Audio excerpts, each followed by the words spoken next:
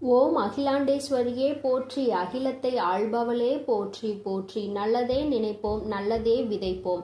அம்மன் அருள்வாக்கு குழந்தைகளுக்கு இந்த அம்மன் தாயின் ஆசீர்வாதங்கள் எப்பொழுதுமே முழுமையாக இல்லையே. உன்னை சுற்றி மிக பெரிய சூழ்ச்சி ஒன்று நடந்து கொண்டிருக்கிறது. இந்த சூழ்ச்சிக்கு காரணம் உன்னுடன் இருக்கும் ஒருவர்தான். என் தங்கமே, யாரென்று நீ தெரிந்து கொள்ளாமல் சென்று விட்டாய் என்றால் உன்னுடைய வாழ்க்கையில் மிகப்பெரிய கஷ்டங்களை எல்லாம் நீ இன்னமும் சந்திக்க வேண்டி வரும்.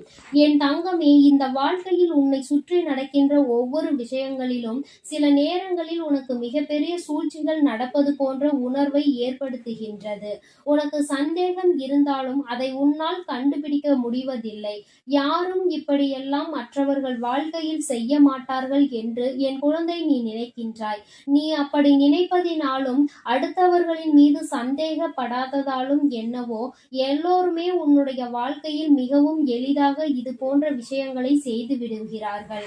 என் தங்கமே, இப்படி பல சந்தர்ப்ப சூழ்நிலைகளால் பல்வேறு சோதனைகளுக்கு ஆளான உன்னுடைய வாழ்க்கையில் இப்பொழுது உன்னுடைய இரத்த உறவு ஒன்று உன் வாழ்க்கையை அழிக்க நினைக்கின்றது.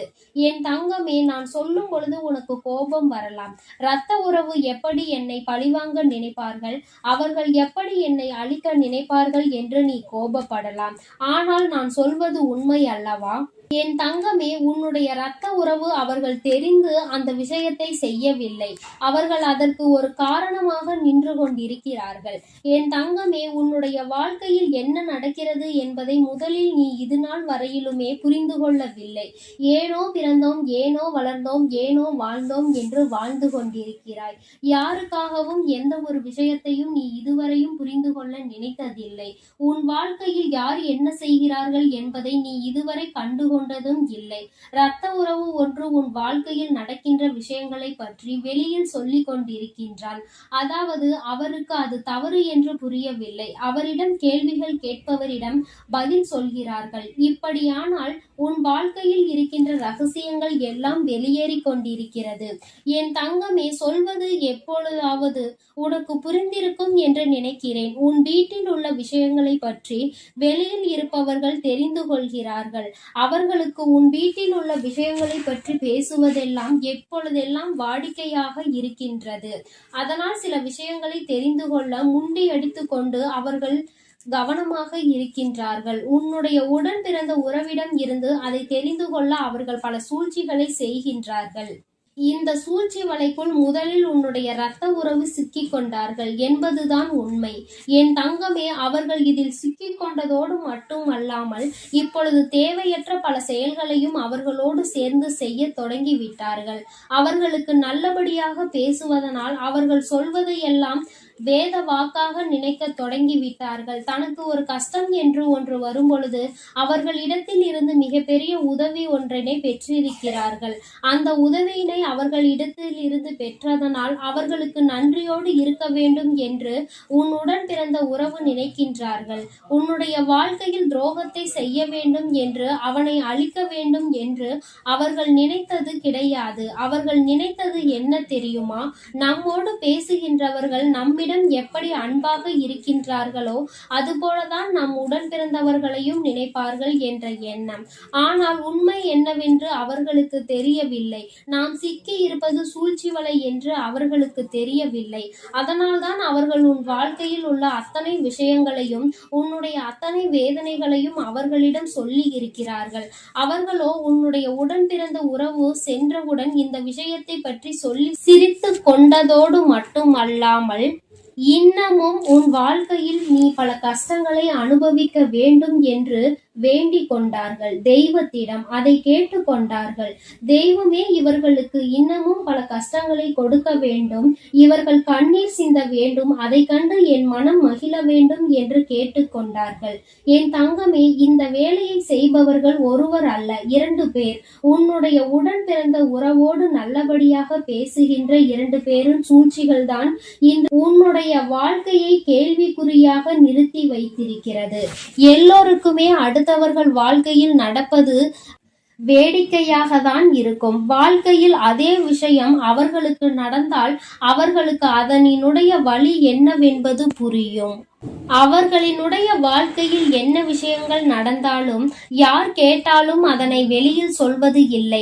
ஒரு வார்த்தை கூட வெளியில் விடுவது கிடையாது. அவர்கள் கேட்பதை எல்லாம் சொல்லி விடுவார்கள்.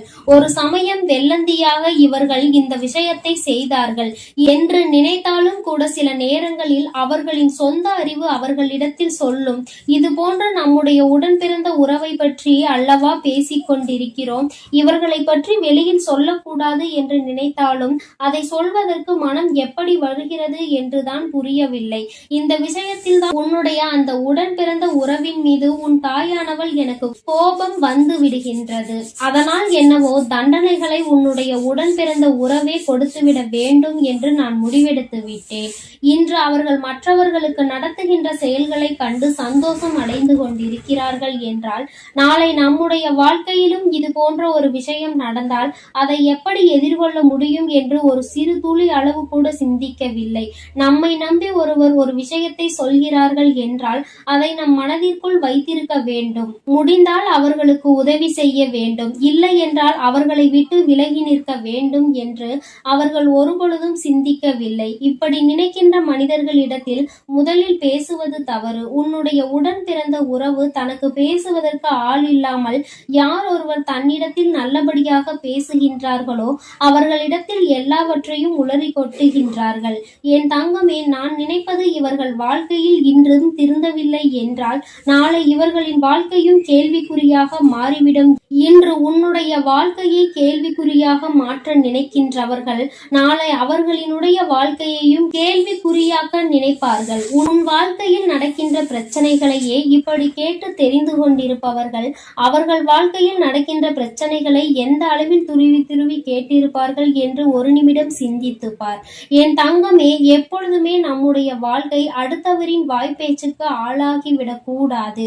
நம் வாழ்க்கையில் நாம் எத்தனை கஷ்டங்களை அனுபவித்தாலும் அது நம்மோடு இருக்க வேண்டும். உண்மையாகவே ஒருவர் நம்முடைய கஷ்டங்களை பங்கெடுத்துக் கொள்வார் என்றால் அவர்களோடு மட்டும்தான் அவர்களிடத்தில் நீ அதனை சொல்ல வேண்டும். அவர்களிடத்தில் சொன்னால் உனக்கு மன ஆறுதல் கிடைக்கும் என்று தெரிந்தால் மட்டும்தான் அதையும் அவர்களிடத்தில் சொல்ல வேண்டும்.